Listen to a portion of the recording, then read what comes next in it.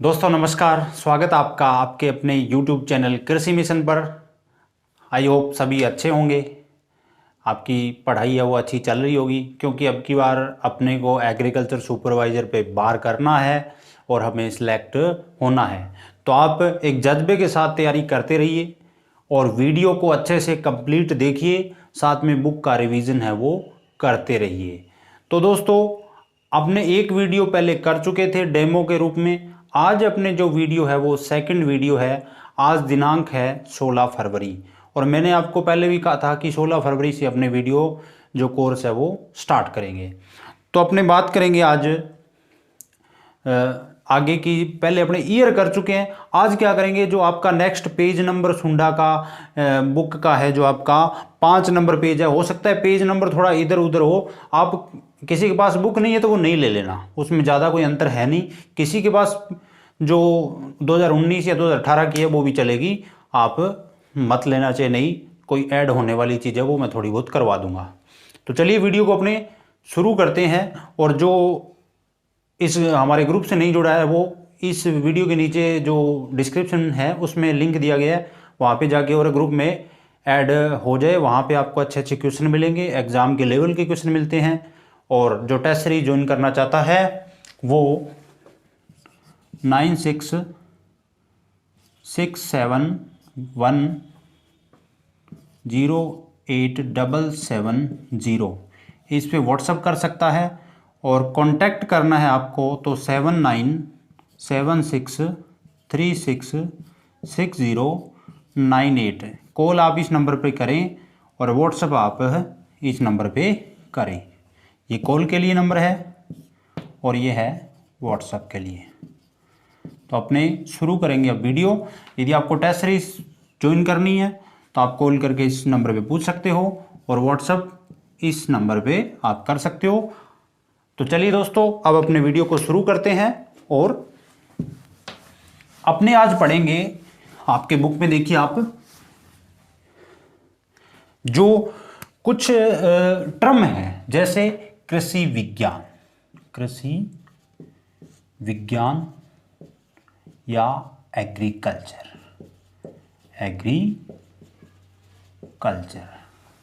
Agriculture है वो किस भाषा का शब्द है। दोस्तों, एग्रीकल्चर दो शब्दों एग्री प्लस कल्चरा से मिलकर बना है। जो एग्री है उसका अर्थ क्या होता है, उसका अर्थ होता है सोइल या मृदा, और कल्चरा का अर्थ क्या होता है, कल्टीवेशन या आप उसे कह सकते हो जुताई कह सकते हो। यानी अपने कह सकते हैं एग्रीकल्चर क्या होती है, मृदा की जुताई करना ही क्या होता है। देखिए, मृदा की जुताई करना ही एग्रीकल्चर या कृषि कहलाता है। और ये किस भाषा का शब्द है, पेपर में आपसे पूछ सकता है भाषा। तो ये शब्द है वो किस भाषा का है, लैटिन भाषा का। आपको एक थंब रूल बता देता हूं कि जिस शब्द के पीछे क्या लगा होगा, कल्चर लगा होगा, वो शब्द हमेशा किस भाषा का होगा, लैटिन भाषा का होगा। और जिस शब्द के पीछे लॉजी लगा हो वो हमेशा किस भाषा का होगा, ग्रीक भाषा का होगा। याद रखना दोस्तों, एक दो अपवाद आएंगे वो आपको मैं बता दूंगा। तो चलते हैं नेक्स्ट। अब अपने बात करेंगे एग्रीकल्चर की जो ब्रांचेस है उसके बारे में। आई होप आपको इतना समझ आया होगा। अपनी बात करते हैं नेक्स्ट ब्रांचेस के बारे में। देखिए, ब्रांचेज की यदि अपनी बात करें, ब्रांचेज सबसे पहले आप ब्रांच नंबर 1 है आपके पास सस्य विज्ञान। अपने सिलेबस में है सस्य विज्ञान, जिसे अपने कहते हैं एग्रोनोमी।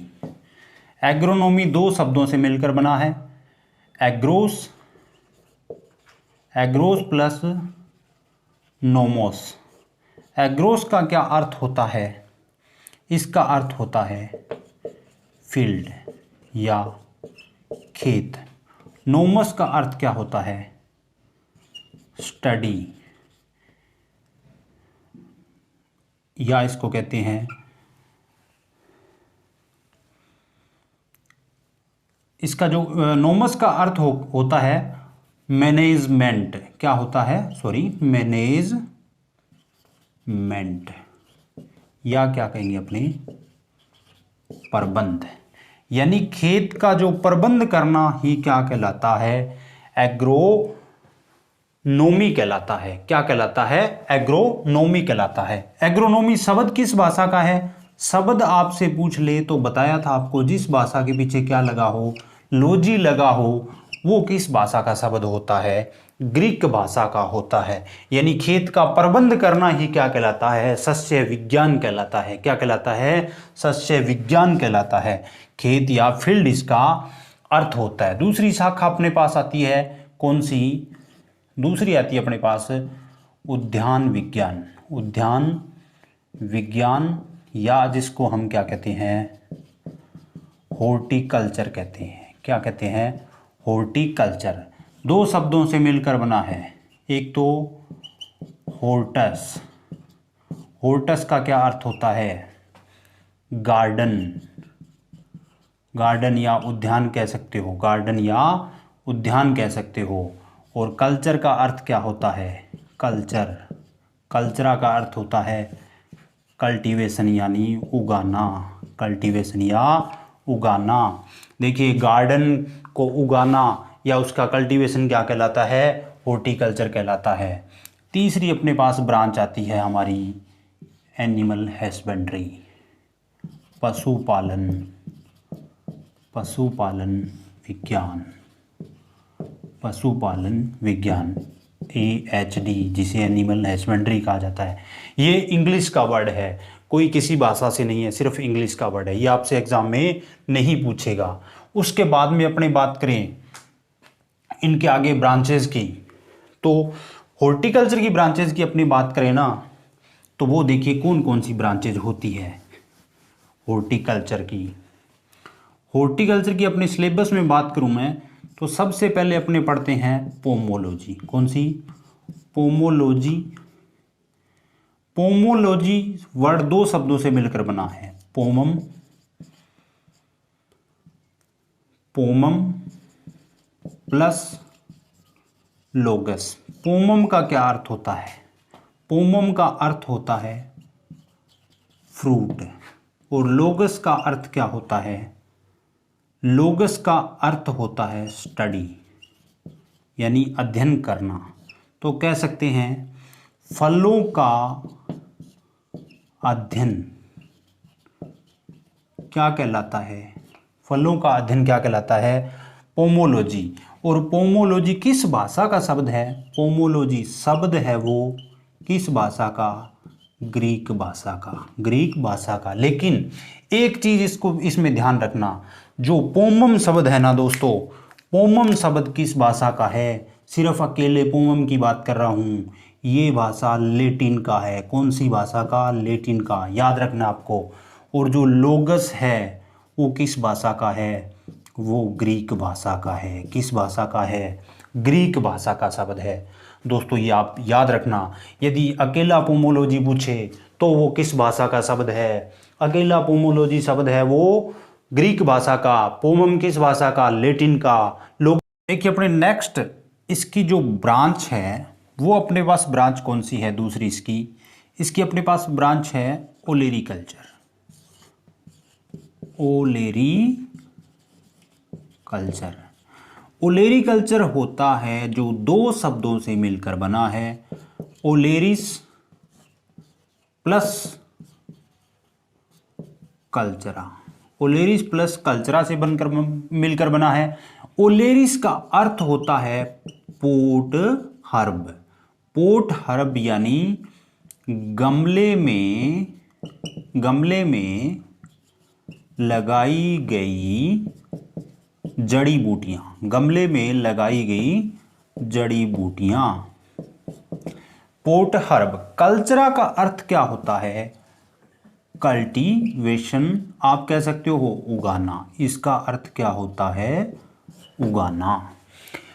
देखिए इस किस भाषा का शब्द है, आपको मैंने बताया था जिसके पीछे कल्चर लगा हो वो शब्द किस भाषा का होगा, लैटिन भाषा का। ये आपको अच्छी तरह याद रखना है, किस भाषा का शब्द है ये, लैटिन भाषा का। फिर इसकी तीसरी ब्रांच की यदि बात करें अपने, ओलेरीकल्चर में अध्ययन किसका होता है, सब्जियों का। अध्ययन किसका, सब्जियों का अध्ययन।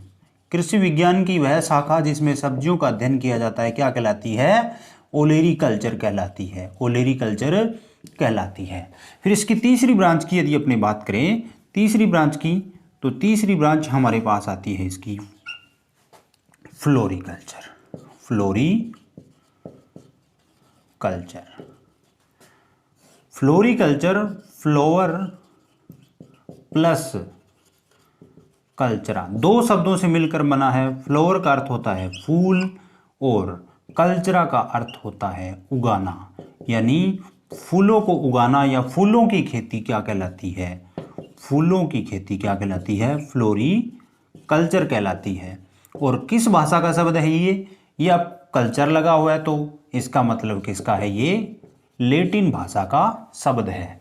इसके अलावा आप हॉर्टिकल्चर की ब्रांचेज और भी पढ़ते हैं अपने, जैसे एरोमेटिक एंड मेडिसिनल प्लांट हो गए, यानी औषधीय और सुगंधीय पादप हो गए। इसके अलावा एक ब्रांच और पढ़ते हैं जैसे पोस्ट हार्वेस्ट टेक्नोलॉजी वाली होती है, फ्रूट एंड वेजिटेबल प्रिजर्वेशन भी अपने पढ़ते हैं। लेकिन हमारे जो काम की है, जहाँ से क्वेश्चन पूछा जाता है वो इतना ही है। उसके बाद में अपने नेक्स्ट ब्रांचेज है वो एग्रीकल्चर की देखते हैं।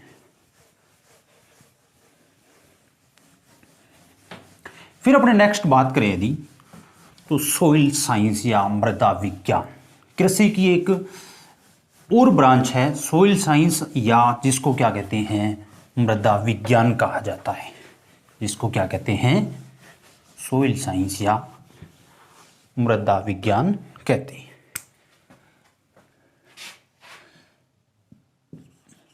मृदा विज्ञान अथवा सोइल साइंस, सोइल साइंस। देखिए सोइल साइंस या मृदा विज्ञान है, वो जो सोइल वर्ड है ना वो किससे बना है, सोलम शब्द से बना है। किससे बना है, सोलम। और सोलम का अर्थ क्या होता है, सोलम का अर्थ होता है फ्लोर अथवा फर्श। क्या होता है, वैसे फ्लोर का अर्थ आपको पता होगा, अपने फर्श को क्या कहते हैं, फ्लोर कहते हैं। और ये किस शब्द से बना है, लैटिन भाषा का एक शब्द है सोलम। किस भाषा का शब्द है ये, लैटिन भाषा का शब्द है सोलम, जिससे बना है। इस सोलम का अर्थ क्या होता है, फ्लोर या फर्श होता है। इतना क्लियर हुआ होगा। मृदा विज्ञान में अपने किसका, सोइल का अध्ययन करते हैं।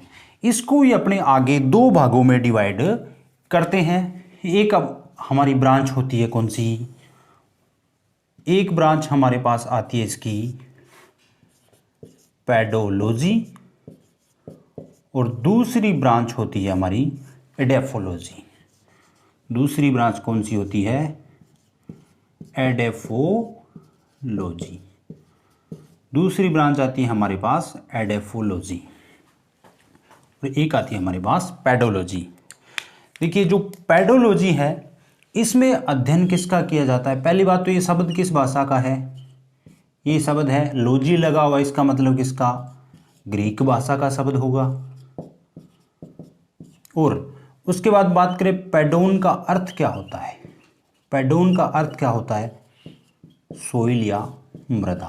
पेडोन का अर्थ क्या होता है, सोइल या मृदा। लोगस का आपको पता है स्टडी कहते हैं, या तो यानी मृदा, पेडोन का अर्थ क्या हो गया, मृदा, और ग्रीक भाषा के शब्द से बना है। यानी कहने का मतलब ये है कि मृदा का अध्ययन किया जाता है किस संबंध में, उत्पत्ति, उत्पत्ति, वर्गीकरण,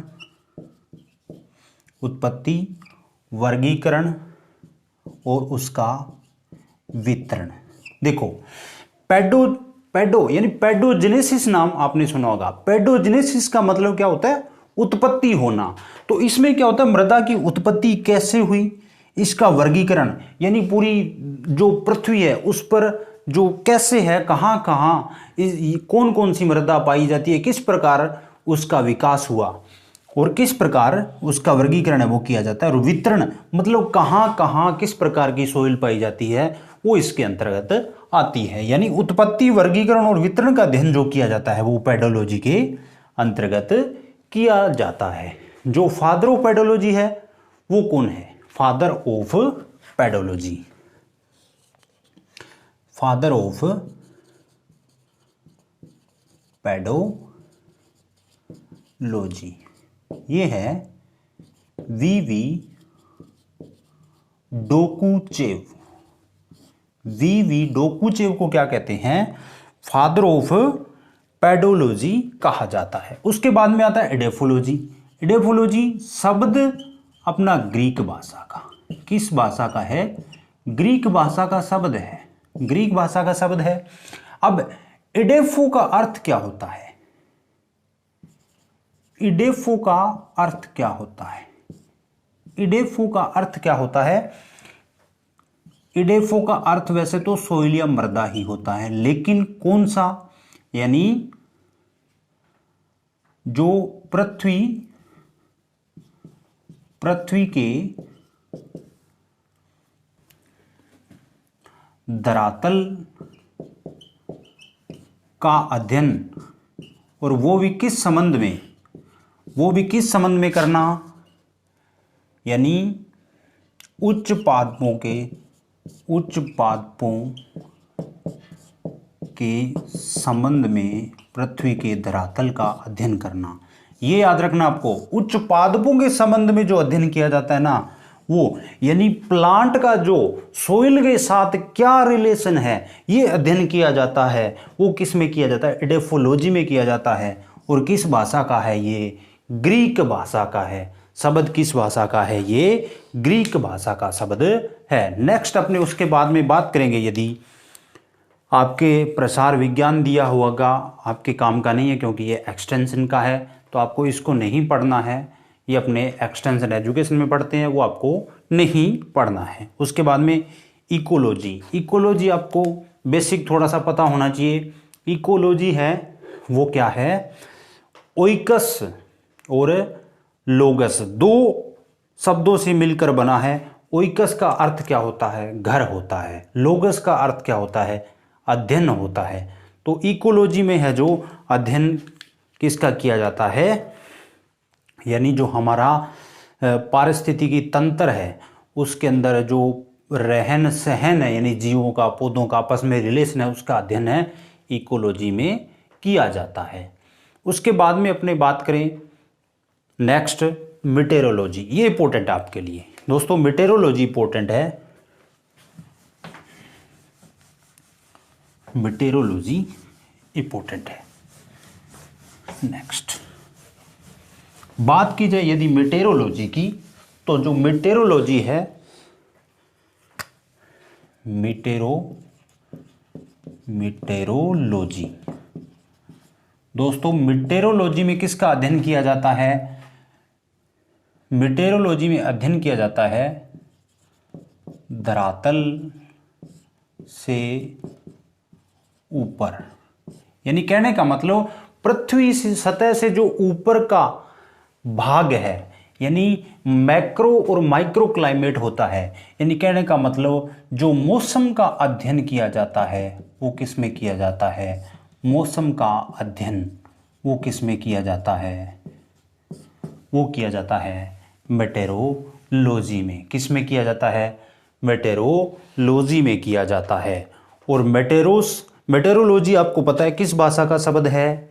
किस भाषा का शब्द है? ये ग्रीक भाषा का, क्योंकि इसके पीछे क्या लगा हुआ है? लॉजी लगा हुआ है। उसके बाद में बात करें, अपनी बात करें, एक आपके बुक में देखना दिया हुआ है मानसून। मानसून शब्द है वो अरबी भाषा से बना है। अरबी भाषा का एक शब्द है। अरबी भाषा का शब्द क्या है? मौसिम शब्द है। क्या है? मौसिम शब्द है, जिससे इस मौसिम का अर्थ क्या होता है? ऋतु होता है। इस मौसम का अर्थ क्या होता है? ऋतु होता है। आपको याद रखना है दोस्तों, क्योंकि ये इम्पोर्टेंट है कि मानसून किस भाषा का शब्द है? अरबी भाषा का शब्द है। और ये किस शब्द, अरबी भाषा का एक शब्द मौसम है जिसका अर्थ क्या होता है? ऋतु होता है। उसके बाद में अपने नेक्स्ट जो आपकी बुक में डाटा दिए गए हैं दोस्तों, मैं डाटा के लिए आपके लिए एक स्पेशल 2 वीडियो लेकर आऊँगा जिसमें आपको कंप्लीट जो आपका एग्रीकल्चर सुपरवाइज़र का पेपर होगा उससे पहले जो लेटेस्ट है, आपकी बुक में नहीं दिया गया है लेटेस्ट, ये सब डाटा है जो पुराने, जो अब आप बुक लेके आ रहे हो उसमें भी क्या है, लेटेस्ट डाटा नहीं है, बिल्कुल करंट की डाटा नहीं है। मैं बिल्कुल आपको करंट की डाटा 2 वीडियो लेकर आऊँगा, उनमें आपको करंट डाटा कराऊँगा।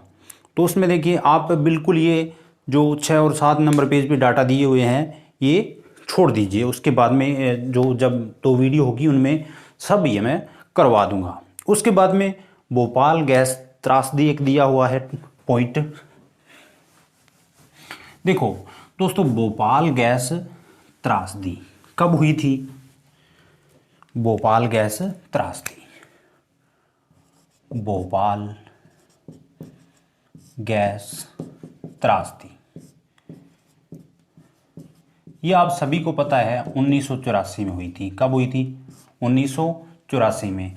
इसमें एक गैस थी, कौन सी गैस थी? MIC थी, मिथाइल आइसोसाइनेट गैस थी। मिथाइल आइसोसाइनेट गैस थी। ये क्या थी? ये जहरीली गैस है जिससे क्या लोग घरों में सो रहे थे और ये गैस है वो लीक हो गई जिससे लोगों की मृत्यु हो गई थी। बहुत बड़ी त्रासदी हुई थी। और जो ये गैस होती है ना MIC, इससे एक आपका जो कार्बेरिल नाम का कीटनाशी बनाया जाता है। क्या बनाया जाता है? कीटनाशी बनाया जाता है। कार्बेरिल आप पढ़ते हो, कीटनाशी बनाया जाता है। सिर्फ आपको इतना याद रखना है कि जो ये MIC मिथाइल आइसोसाइनेट गैस होती है उसे कार्बेरिल नामक एक कीटनाशी या आप जिसे इंसेक्टिसाइड कह सकते हो वो क्या होता है? बनाया जाता है। उसके बाद में यदि बात करें रिजर्व बैंक ऑफ इंडिया की, नेक्स्ट आपका पॉइंट है रिजर्व बैंक ऑफ इंडिया। 1935 में RBI की स्थापना हुई थी। RBI एक्ट 1934 के अनुसार RBI की स्थापना 1935 में हुई थी। RBI क्या है? एक भारत सरकार का भी बैंक है, जिसे क्या कहते हैं? भारत सरकार का बैंक या बैंकों का बैंक भी कहा जाता है। इसे केंद्रीय बैंक भी कहा जाता है। और इसे क्या कहते हैं दोस्तों? इसका जो राष्ट्रीयकरण हुआ था, इस बैंक का राष्ट्रीयकरण 1949 में हुआ था। इसका राष्ट्रीयकरण कब हुआ था? 1949 में हुआ था।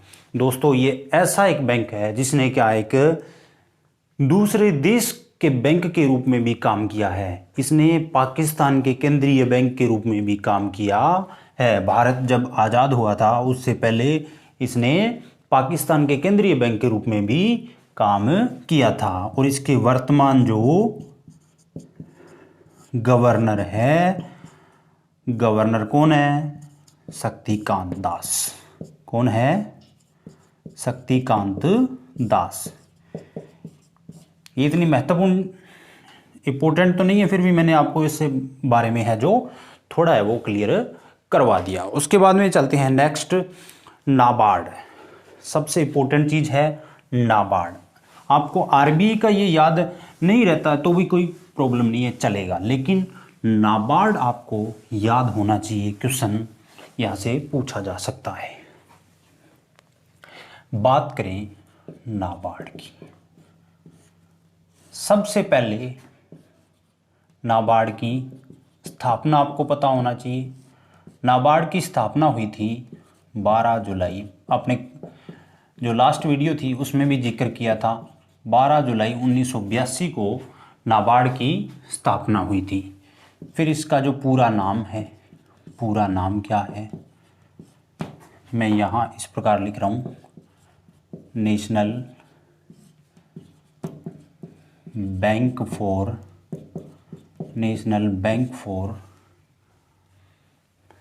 एग्रीकल्चर एंड रूरल डेवलपमेंट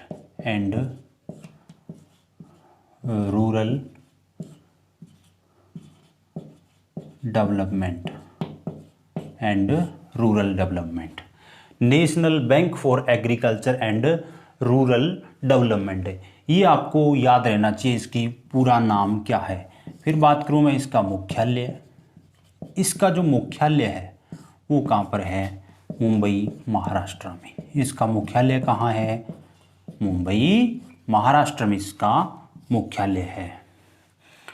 और इसका मुख्य काम क्या है, इसके नाम में इसका काम छिपा हुआ है, यानी कृषि व ग्रामीण विकास। कृषि व ग्रामीण विकास इसका मुख्य काम है। नेक्स्ट अपने बात करें, एक काम, इसका मुख्य काम की बात करें तो क्या होता है, बैंकों को पुनर्वित्त करना, यानी रीफाइनेंस करना। रीफाइनेंस का अर्थ क्या होता है, जैसे अपने भूमि पे क्या है, अपनी ज़मीन पे लिमिट बनवाते हैं बैंक में जाकर, तो बैंक अपने को लोन दे देता है या लिमिट बना देता है, लेकिन पहले अपने बैंक क्या करता है, लिमिट या लोन बना कर देता है भूमि पे, उसके बाद में नाबार्ड उसको पैसा देता है बैंक को। इस प्रक्रिया को क्या कहते हैं, रीफाइनेंस कहा जाता है। क्या कहा जाता है, रीफाइनेंस। इसके वर्तमान अध्यक्ष की बात करूं यदि मैं, तो इसके वर्तमान अध्यक्ष है गोविंदा राजुलू इसके वर्तमान अध्यक्ष है। इतनी बातें आपको नाबार्ड के बारे में यदि पता होगी तो आप कोई प्रॉब्लम आपको नहीं होने वाली, चाहे आपसे कुछ भी पूछा जाए। उसके बाद में केवीके की अपनी बात कर चुके हैं। टोटल भारत में केवीके कितने हैं, 721। लास्ट वीडियो में अपने बात की थी। जिन लोगों ने लास्ट वीडियो नहीं देखी है वो वीडियो देख ले, क्योंकि सबसे ज़रूरी चीज़ क्या है, आप क्रम वाइज वीडियो को देखते रहें, first second third fourth fifth इस प्रकार।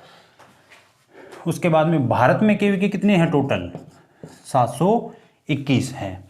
और राजस्थान में टोटल केवीके कितने हैं, वर्तमान में 44 केवीके। राजस्थान में कितने केवीके हैं, 44 केवीके।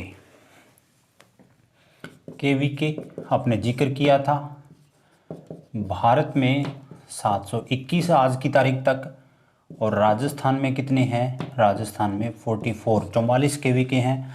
आपको कमेटी वगैरह सब कुछ बताया हुआ है पिछली वीडियो में। मोहन सिंह मेहता कमेटी थी जिसकी सिफारिश पर क्या हुआ था, केवीके की स्थापना 1974 में हुई थी।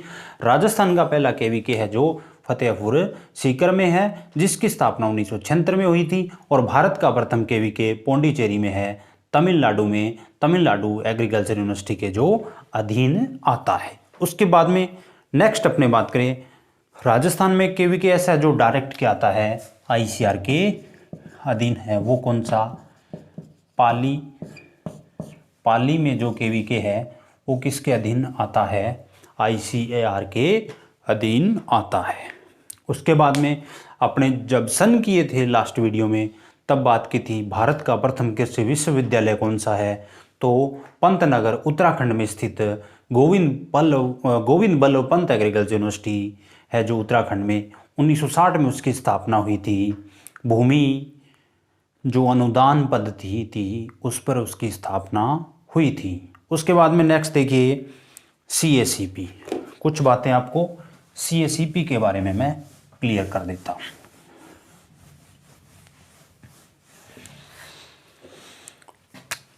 दोस्तों देखिए सीएसीपी, सबसे पहला काम, इसकी फुल फॉर्म कृषि लागत एवं मूल्य आयोग। दोस्तों यदि आपको स्पीड कम लग रही है तो आप इस वीडियो की स्पीड बढ़ाकर भी देख सकते हैं, जैसे आपको अच्छा मतलब आपको शूट करे जो स्पीड वो बढ़ाकर आप देख सकते हो। क्योंकि हम इसमें हमारे पास देखने वाले बच्चे हैं वो बिल्कुल फ्रेशर भी है, जिन्होंने ऑलरेडी कोचिंग कर रखी है या तैयारियां कर रखी है, पीछे की वैकेंसियों में पेपर दे रखा है, उनको क्लियर है तो उनको इतनी प्रॉब्लम नहीं है। लेकिन जो फ्रेशर है जिन्होंने अभी करंट में +2 की है तो वो बच्चे बोलते हैं सर धीरे धीरे करवाइए, तो आप अपने अनुसार वीडियो है जो वो कम ज़्यादा स्पीड उसकी कर सकते हैं। तो इसकी फुल फॉर्म की बात करूं तो है कमीशन फॉर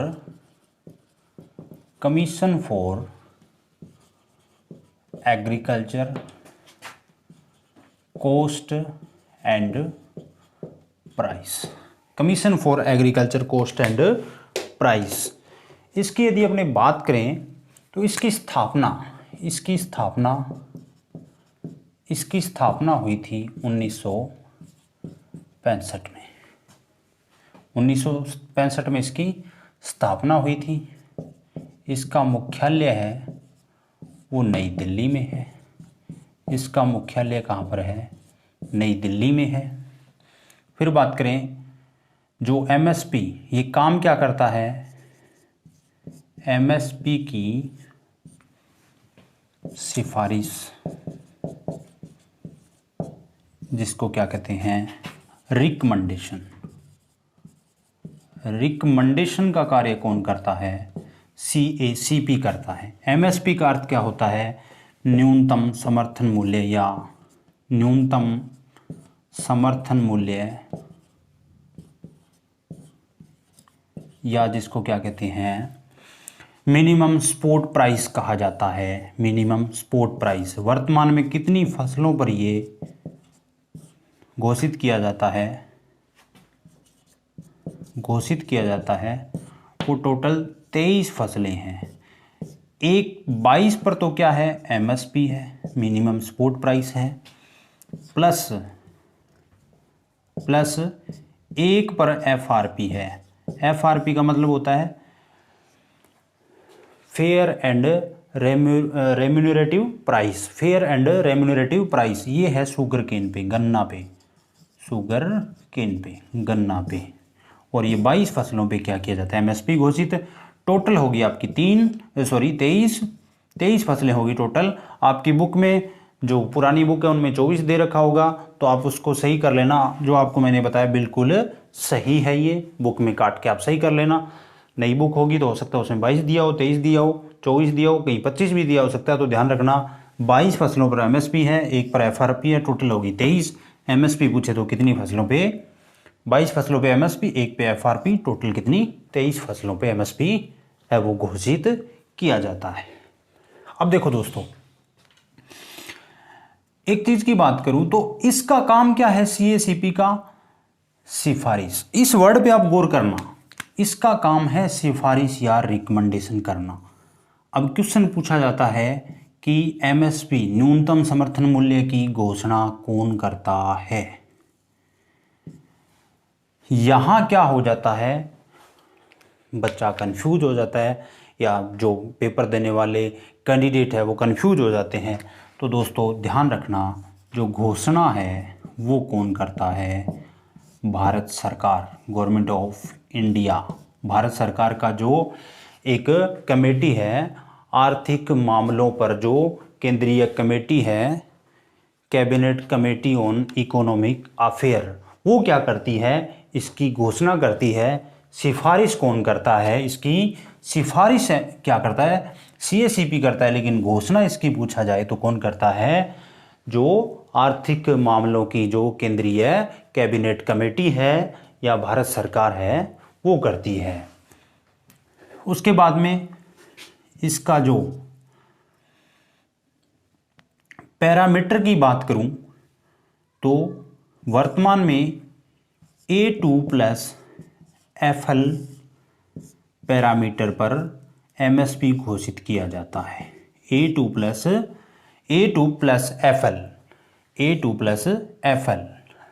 पैरामीटर पर एमएसपी घोषित किया जाता है।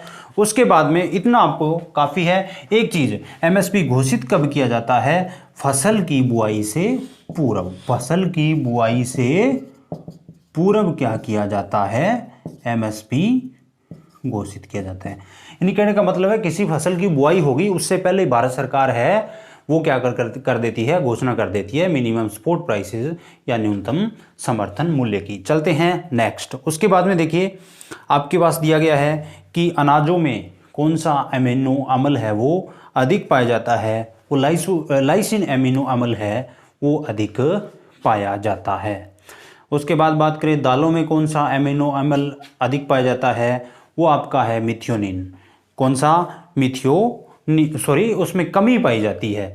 मिथ्योनिन की क्या होती है? दालों में कमी पाई जाती है। अमीनो अम्ल मिथ्योनिन की दालों में कमी पाई जाती है। उसके बाद में नेक्स्ट है पावर टिलर। दोस्तों एक प्रकार का क्या होता है, ये छोटा ट्रैक्टर होता है पावर टिलर। क्या होता है? छोटा ट्रैक्टर होता है पावर टिलर। जो क्या होता है, इसके सिर्फ 2 व्हील होते हैं, यानी सिर्फ 2 पहिए होते हैं इसके, और ये छोटा ट्रैक्टर होता है, हैंडल लगा होता है। इसमें क्या था, एक व्यक्ति दोनों हाथों से इस प्रकार इसको पकड़कर चलाता है, जिससे क्या है, कोई धान के खेत में इसको काम में लिया जाता है। इसे पावर टिलर यंत्र कहा जाता है। उसके बाद में बात करें अपने टेट्राजोलियम परीक्षण की। टेट्राजोलियम जो परीक्षण है वो बीज की जीवन क्षमता ज्ञात करने के लिए काम में लिया जाता है। ये अपने नेक्स्ट टॉपिक आएगा जब इसकी बात डिटेल से करेंगे। उसके बाद में है अल्ट्रावायलेट जो रेडिएशन है, जो पराबैंगनी किरणें हैं, वो अवशोषित कहाँ होती है। देखिए जो अल्ट्रावायलेट रेडिएशन आती है अपने सूर्य से, वो अवशोषित कहाँ होती है? ओजोन परत में, यानी पृथ्वी तक वो पहुँचने नहीं देती है। तो वो ओजोन परत आजकल उसका क्या हो रहा है, डिप्लीशन हो रहा है, लेकिन वर्तमान में अच्छा खासा उसमें सुधार भी हो चुका है। उसके बाद में देखिए नेक्स्ट IARI के प्रथम जो आपके महानिदेशक थे, DG थे, इसकी बात मैं कर चुका हूँ लास्ट वाली वीडियो में। कौन थे? B विश्वनाथन। नेक्स्ट है गेहूं की प्रमुख क्रांतिक अवस्था कौन सी है?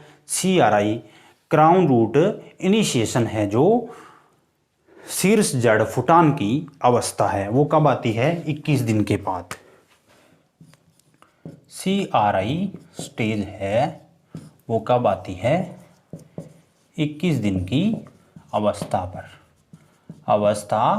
पर, यानी प्रथम सिंचाई है वो कब दी जाती है? 21 दिन की अवस्था पर। कुल गेहूं में कितनी सिंचाई दी जाती है? कुल 6 सिंचाई गेहूं में दी जाती है। जब अपने गेहूं करेंगे तो डिटेल से इस पे भी अपने बात करेंगे। नेक्स्ट है उसके बाद में देखिए झूमिंग या टोंगिया खेती क्या होती है। ये पूर्वी भारतीय राज्यों में की जाती है, झूमिंग या टोंगिया। ये क्या है? एक शिफ्टिंग कल्टीवेशन का प्रकार है। क्या है? शिफ्टिंग कल्टीवेशन का प्रकार है, जिसमें क्या किया जाता है, जंगलों को काटकर, जैसे अब यदि जैसे गेहूं लगाई गई है तो वो क्या करेंगे, इस टाइम में जहां गेहूं लगा रखी है उसको अगले साल क्या करेंगे, वहां गेहूं नहीं लगाएंगे, वहाँ जंगल पैदा हो जाएगा, वापस उगने लग जाएंगे पौधे, और दूसरी जगह जंगल को काट के वहाँ गेहूं की खेती करेंगे, फिर उसके बाद धान की खेती करेंगे, फिर तीसरे साल क्या करेंगे, वहाँ से जंगल को काटेंगे। इस प्रकार के सिस्टम को क्या कहते हैं? झूमिंग या शिफ्टिंग कल्टीवेशन है वो कहा जाता है। जो भारत के पूर्वी राज्य है उनमें इस प्रकार की खेती की जाती है। अब देखिए सस्टेनेबल एग्रीकल्चर या टिकाऊ खेती। सस्टेनेबल एग्रीकल्चर, इसका उद्देश्य क्या होता है? आपने सस्टेन वर्ड का मतलब समझना आप। टिकाऊ, सस्टेन क्या होता है? टिकाऊ। आपने सुना होगा कि सस्टेन बनाए रखना। सस्टेन का मतलब क्या होता है? उसको टिका कर रखना या टिकाऊ, यानी कहने का मतलब अपने जो पारिस्थितिक तंत्र है या जो वातावरण है उसको क्या करना, बिल्कुल क्या करना। एक तो सस्टेन का मतलब है उत्पादन स्थिर रहना, यानी आजकल जो कीटनाशकों खरपतवारनाशियों यानी जो पेस्टिसाइड है उनका प्रयोग हो रहा है, जिससे उत्पादन घट रहा है। एक तो उत्पादन स्थिर बिल्कुल बनाए रखना, यानी ताकि प्रोडक्शन घटे भी नहीं और अपने पारिस्थिति है जो यानी उसको भी, यानी वातावरण को भी नुकसान न हो। तो यानी वातावरण का और जो फसलों का एक संतुलन बनाए रखना टिकाऊ खेती का उद्देश्य होता है। उसके बाद में बात करें अपनी वित्तीय वर्ष की, फाइनेंशियल ईयर। वित्तीय वर्ष, वित्तीय वर्ष कब से कब होता है? वित्तीय वर्ष 1 जुलाई से लेकर 1 जुलाई से लेकर 30 जून तक, 30 जुलाई से लेकर 1 जुलाई से लेकर 30 जून तक वित्तीय वर्ष होता है। आपकी बुक में दिया गया है वो वित्तीय वर्ष सही नहीं है दोस्तों, उसको सही कर लेना। अब दोस्तों कुछ ऐसे भी होंगे मेरे दोस्त जो क्या करेंगे कि सर आप गलत पढ़ा रहे हो, तो आप जो फैक्ट है वो चेक कर लीजिए, आपको अपने आप इस चीज़ का पता चल जाएगा। दोस्तों बुक में जो सभी चीज़ें हैं वो सही भी नहीं, तो इसलिए दोस्तों फैक्ट को चेक कीजिए, उसके बाद में आप कमेंट भी कर सकते हो। नेक्स्ट उसके बाद में बात करें, मिट्टी पलटने वाला हल कौन सा होता है? जो मिट्टी पलटाऊ हल होता है, मिट्टी पलटाऊ हल, उसको क्या कहते हैं? एमबी प्लो कहा जाता है, एमबी प्लो कहा जाता है। दोस्तों एमबी प्लो कुछ नहीं है, एमबी प्लो कुछ नहीं है। क्या होता है? अपने जिसको प्लाऊ कहते हैं ना, वो सीधी सी बात है, भी एमबी प्लो होता है। समझ गए आप? बिल्कुल है। अपने खेतों में जो प्लाऊ काम में लेते हैं ना, बड़े बड़े जो इतने इतने बड़े ढेले बन जाते हैं, जो गर्मियों के टाइम में अपने गेहूं की कटाई के बाद में क्या करते हैं, इस प्लाऊ से जुताई करते हैं ना, वही होता है एमबी प्लो होता है, मिट्टी पलटाऊ हल कहा जाता है। कोई लंबी चौड़ी कहानी है इसमें नहीं है। नेक्स्ट उसके बाद में बात करें, जो कौन सा जो देखो 2 कोशिका होती है, एक जंतु कोशिका एक पादप कोशिका। अपने देखो क्या है, एक प्रकार की जंतु कोशिका, 2 कोशिका होती है, एक तो पादप कोशिका, एक होती है जंतु कोशिका। पादप कोशिका और जंतु कोशिका, पादप कोशिका और जंतु कोशिका। देखो पादप कोशिका में जो संचित भोजन होता है ना, संचित भोजन यानी जो भोजन स्टोर रहता है, और एक संचित भोजन किसमें? जंतु कोशिका में, जो भोजन स्टोर रहता है। सपोज करो, देखिए दोस्तों, आज मैं हूं जैसे, और मैं कुछ दिन तक खाना नहीं खाऊं, तो ऐसा थोड़ी है कि मैं अचानक से क्या हो जाए, या किसी को खाना नहीं मिले, अचानक है वो बिल्कुल कुछ नहीं कर पाएगा। वो क्या धीरे धीरे धीरे धीरे क्या होगा, उसके स्वास्थ्य में गड़बड़ होने लग जाती है। या जैसे सपोज करो कोई व्यक्ति खाना नहीं खाता है, तो इसका मतलब ये नहीं है वो अचानक मर जाता है, या जंतु है जो अचानक मर जाता है। क्या होता है, अपने अंदर क्या होता है, स्टोरेज होता है फूड का, जो अपने खाते हैं ना वो स्टोर होता रहता है। तो वो आपको रूप पूछ रहा है कि पादप कोशिका होती है वो किस रूप में रहता है? पादप कोशिका में रहता है जो कार्बोहाइड्रेट किस रूप में रहता है? शर्करा या स्टार्च या मंड के रूप में रहता है, जिसको क्या कहते हैं?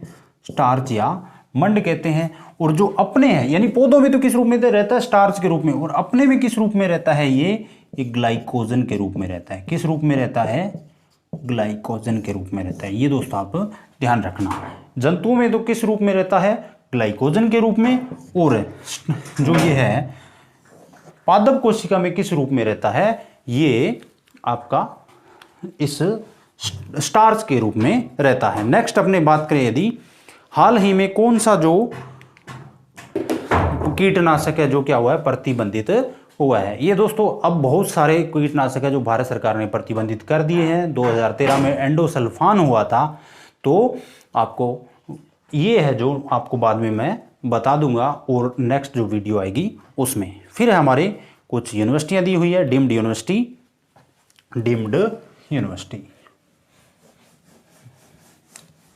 संस्थान और डीम्ड यूनिवर्सिटी की अपनी बात करते हैं।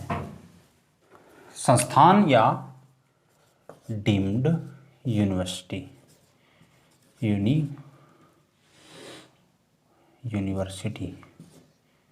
यूनिवर्सिटी की बात करें, डीम्ड यूनिवर्सिटी। देखो डीम्ड यूनिवर्सिटी टोटल है कितनी? आपकी बुक में दी हुई है 5, लेकिन है कितनी? 4। वर्तमान में जो आपकी बुक में AAI दे रखा है वो नहीं है। Allahabad agriculture university deemed university नहीं है, इसको आप काट देना। वर्तमान में कितनी है? 4। कौन कौन सी? एक तो IARI खुद है, बताया हुआ आपको, ये नहीं है। दूसरा है NDRI है, ये है इंडियन एग्रीकल्चर रिसर्च इंस्टीट्यूट नई दिल्ली में। NDRI कहाँ है? National dairy research institute Karnal में है। उसके बाद में बात करें अपने तीसरी आपकी जो यूनिवर्सिटी है कौन सी है? CIEF यानी central institute of fisheries education. CIFE है जो central institute of fisheries education. उसके बाद में एक आपकी यूनिवर्सिटी रहती है IVRI, Indian veterinary research institute. Indian veterinary research institute है वो कहाँ पे है? इज्जतनगर, बरेली, उत्तर प्रदेश में है। उसके बाद में बात करते हैं कृषि अनुसंधान संस्थान है कुछ, उनकी बातें अपनी करेंगे। अब मैं थोड़ा सा फास्ट चलूँगा क्योंकि आपको मैंने काफ़ी डिटेल से समझाया है। सबसे पहले मैं बात करता हूँ कारी की। पहला संस्थान है आपके पास कारी कहाँ पे है? सेंट्रल एग्रीकल्चर रिसर्च इंस्टीट्यूट है। सेंट्रल एग्रीकल्चर रिसर्च इंस्टीट्यूट, केंद्रीय कृषि अनुसंधान संस्थान। दोस्तों केंद्रीय और इंडियन में फर्क कर लेना। केंद्रीय कृषि अनुसंधान संस्थान है वो अंडमान निकोबार में है, पोर्ट ब्लेयर में। अंडमान निकोबार जो द्वीप समूह है वहां पर पोर्ट ब्लेयर में। कहां पर है ये? पोर्ट ब्लेयर में है। उसके बाद में आपके पास एक संस्थान दिया हुआ है, कौन सा दिया हुआ है? काजरी। इसका फुल फॉर्म क्या है?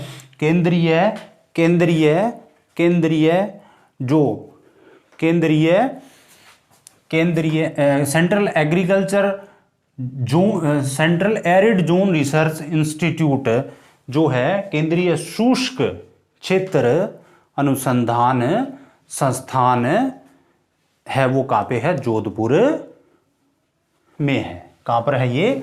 जोधपुर में। इसकी स्थापना हुई थी 1959 में हुई थी। उसके बाद में आपके पास जो संस्थान दिया हुआ है वो नेक्स्ट देखिए CIAE,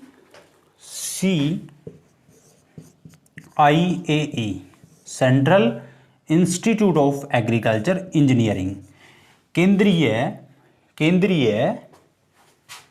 केंद्रीय कृषि अभियांत्रिकी अनुसंधान संस्थान है वो कहाँ पे है आपका?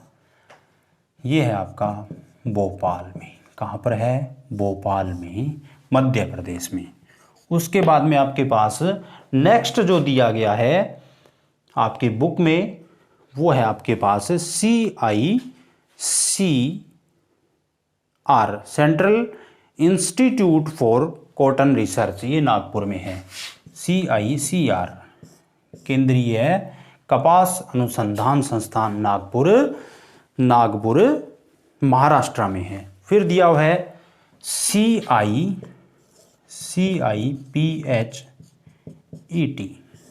ये है central institute for post harvest engineering technology, यानी केंद्रीय तुड़ाई उपरांत या केंद्रीय कटाई उपरांत अभियांत्रिकी अनुसंधान संस्थान। ये है आपका लुधियाना पंजाब में। ये कहाँ पर है? लुधियाना पंजाब में। CICR नागपुर में है, नागपुर महाराष्ट्र में है। जो केंद्रीय कपास अनुसंधान central institute for cotton research, केंद्रीय कपास अनुसंधान संस्थान। उसके बाद नेक्स्ट आपके दिया हुआ है क्रीडा। इंपॉर्टेंट है दोस्तों क्रीडा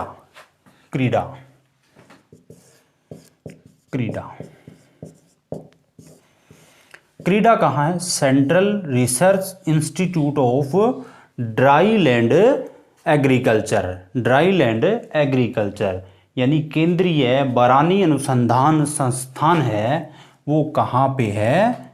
ये है आपका हैदराबाद में। कहाँ पर है? हैदराबाद में। कहाँ पर? हैदराबाद में। Central research institute for dryland agriculture, केंद्रीय बरानी अनुसंधान संस्थान। उसके बाद में नेक्स्ट आपके पास क्राइजेफ है, central institute for jute and allied fibre. Jute का नाम आएगा तो आपको पश्चिमी बंगाल है वो याद आना चाहिए, क्योंकि जूट का सबसे अधिक उत्पादन है वो कहाँ होता है, पश्चिमी बंगाल में। तो क्राइजेफ कहाँ है, ये है आपका वेस्ट बंगाल में। कहाँ पर है, वेस्ट बंगाल में, वेस्ट बंगाल में। यदि आपसे पूछ ले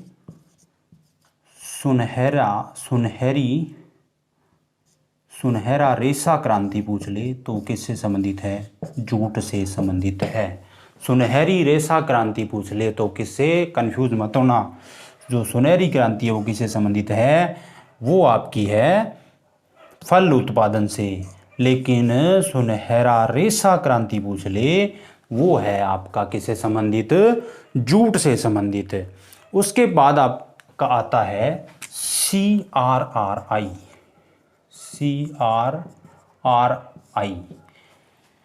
केंद्रीय धान अनुसंधान संस्थान, केंद्रीय धान अनुसंधान संस्थान, केंद्रीय धान अनुसंधान संस्थान, अनुसंधान संस्थान, केंद्रीय धान अनुसंधान संस्थान।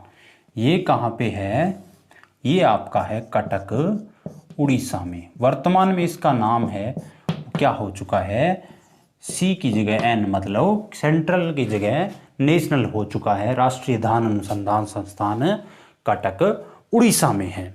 उसके बाद में आपके पास नेक्स्ट है सेंट्रल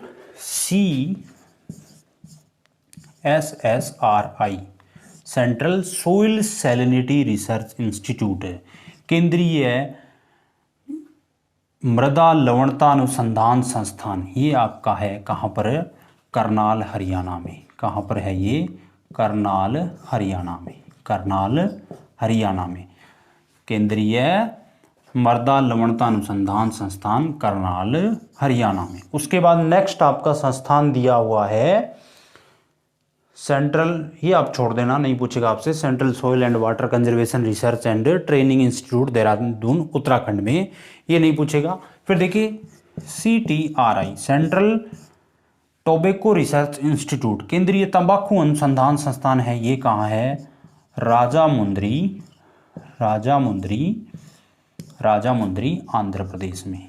कहाँ पर है, केंद्रीय तंबाकू अनुसंधान संस्थान राजामुंद्री आंध्र प्रदेश में है। उसके बाद में आपका जो इंस्टीट्यूट है वो दिया हुआ है IASRI, ये भी छोड़ देना, Indian agricultural static research institute, पूछा नई दिल्ली में है, ये आपका इतना इंपॉर्टेंट रहता नहीं है। उसके बाद में नेक्स्ट आपके पास IGFRI, Indian grassland and fodder research institute,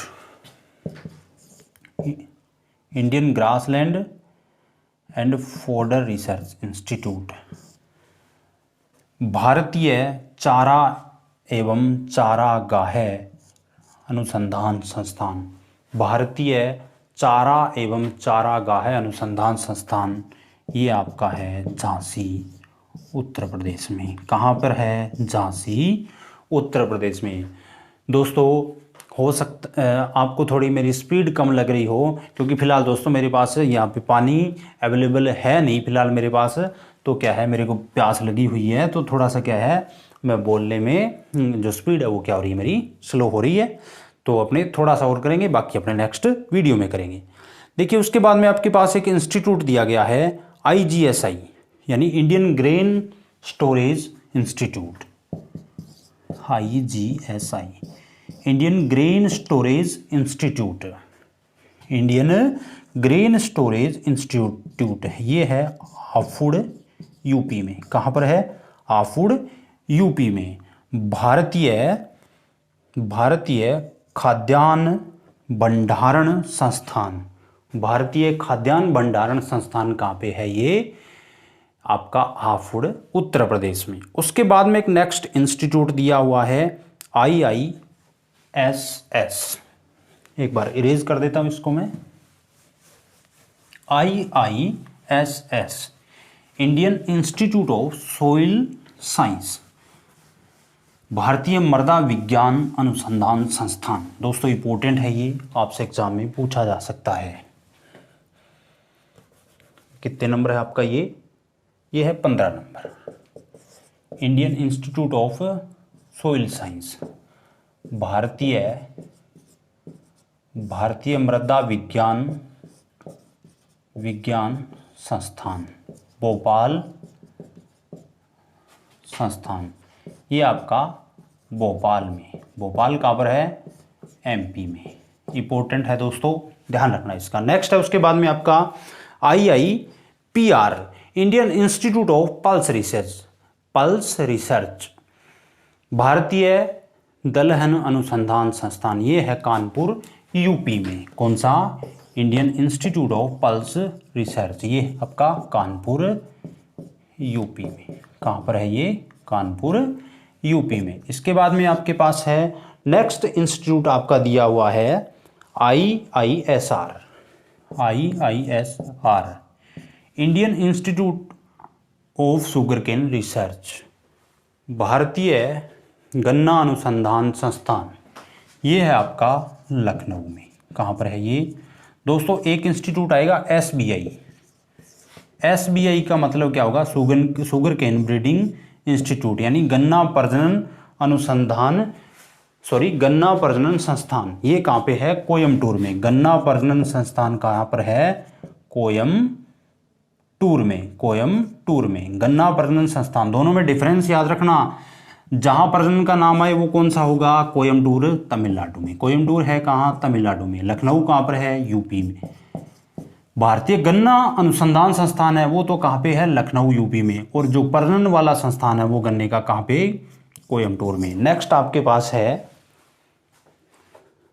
ILRI, Indian lake research institute, Ranchi Uttarakhand में। ये इतना इंपॉर्टेंट है नहीं, इसको आप छोड़ भी सकते हो। इसका वर्तमान में नाम हो गया Indian Institute of Gum and Resin, आप छोड़ सकते हो इसको, इतना इंपॉर्टेंट है नहीं।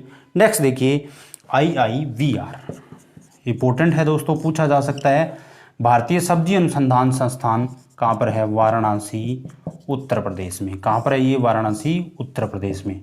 दोस्तों आपसे वाराणसी नाम दे सकता है, काशी दे सकता है, बनारस दे सकता है, एक ही बात है, तीनों, काशी, बनारस, वाराणसी, तीनों एक ही शहर के नाम हैं। उसके बाद में आपका दे रखा है SBI, जो इसको बता दिया मैंने अच्छी तरीके से। ये यूनिवर्सिटी दे रखी है कि विवेकानंद पर्वतीय कृषि अनुसंधान संस्थान, अल्मोड़ा उत्तर प्रदेश, इंपॉर्टेंट है नहीं दोस्तों। जो राजस्थान के संस्थान हैं वो आपको प्रमुख रूप से याद रखने हैं। तो जो नेक्स्ट वीडियो में अपने बात करेंगे बाकी बचे हुए संस्थान की, इनका अच्छे से रिवीजन करना। आप 2-3 बार इनका अच्छे से रिवीजन करना, 2 बार वीडियो को देखना, अच्छे से आपके याद हो जाएंगे। तो मिलेंगे नेक्स्ट वीडियो में दोस्तों। एक इन्फॉर्मेशन आपके लिए वो बता देता हूँ, फिर अपने नेक्स्ट वीडियो में मिलेंगे। यदि आप टेस्ट सीरीज ज्वाइन करना चाहते हो, टेस्ट सीरीज, तो आपको क्या करना है? 7976366098 इस नंबर पे आपको गूगल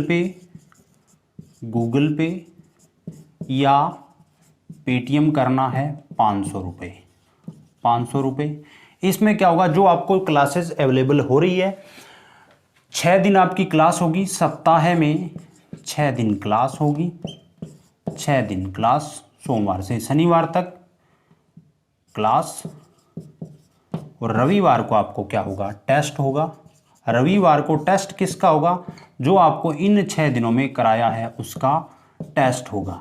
वीडियो आपके लिए बिल्कुल फ्री है और ये अच्छी एक टेस्ट सीरीज होगी। इस टेस्ट सीरीज को आप ज्वाइन करना चाहते हो तो उसका चार्ज है वो कितना है? 500 रुपये। दोस्तों नाम मात्र का चार्ज है, क्योंकि हमारी भी मेहनत लगती है और अपने टेस्ट सीरीज फ्री में अवेलेबल कराना थोड़ा मुश्किल है, इसीलिए वीडियो का कोई चार्ज नहीं है। टेस्ट सीरीज के लिए आपको 500 रुपये, पूरी NR सुंडा बुक के टेस्ट सीरीज के लिए क्या है? 500 रुपये चार्ज है। आपको करना क्या है, आपको 500 रुपये पे करने हैं। उसके बाद में आपको एक व्हाट्सअप नंबर बता रहा हूँ, उस पर आपको उस पेमेंट का क्या करना है, स्क्रीनशॉट है जो वो सेंड करना है 9667108770। इस नंबर पे आपको क्या करना है, स्क्रीनशॉट सेंड करना है अपने नाम और एड्रेस के साथ, और आपको एक ग्रुप में ऐड कर लिया जाएगा। दोस्तों आप हमारा जो ग्रुप है, जो टेलीग्राम ग्रुप ज्वाइन करना चाहते हो, जहां से अच्छे अच्छे क्वेश्चन हैं उनकी क्विज आपको मिलती रहती है, डिस्क्रिप्शन में एक लिंक दिया गया है, वहां जाकर आप इस ग्रुप को ज्वाइन कर सकते हो। तो दोस्तों आज के लिए इतना ही, धन्यवाद, जय हिंद, जय भारत।